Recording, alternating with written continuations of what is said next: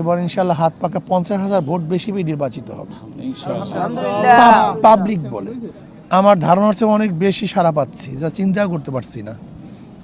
এত বেশি সাড়া পাবো আমি ভাবতেও পারি নাই। যথেষ্ট পরিমাণ সাড়া পাচ্ছি আলহামদুলিল্লাহ।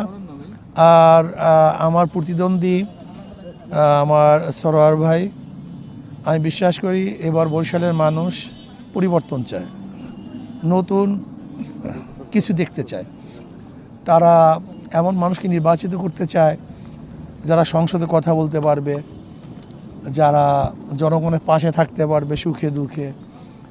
অনেকে তো আবার ওই সরোয়ার ভাইয়ের ফিটনেস নিয়ে তো অনেক সময় আলোচনা করে যে আসলে সরোয়ার ভাই তো শারীরিকভাবে অনেকটা দুর্বল হয়ে পড়ছেন। এই অনেক মানে বিভিন্ন মানুষ বিভিন্ন কথা বলে। অনেকে বলে হুজুর এবার আপনাকে নির্বাচিত করব, আপনি বারবার আসছেন, এবার দেখি নতুন কিছু করে। আলহামদুলিল্লাহ যথেষ্ট পরিমাণ সাড়া পাচ্ছি, যা আমি চিন্তাও করতে পারছি না।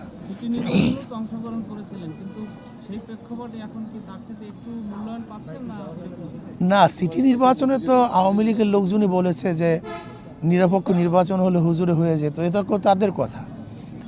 আমি মনে করি সিটি নির্বাচনের চেয়ে অনেক বেশি সাড়া পাচ্ছি, অনেক বেশি। এবং আশা করি ইনশাআল্লাহ যদি গ্রহণযোগ্য অবাধ সুষ্ঠু নির্বাচন হয়। আমার বক্তব্য না, অনেকেই বলে যে হুজুর এবার ইনশাআল্লাহ হাত পাকা 50,000 ভোট বেশি নির্বাচিত হবে পাবলিক বলে। কমপক্ষে 50,000 ভোট বেশি নির্বাচিত হবে।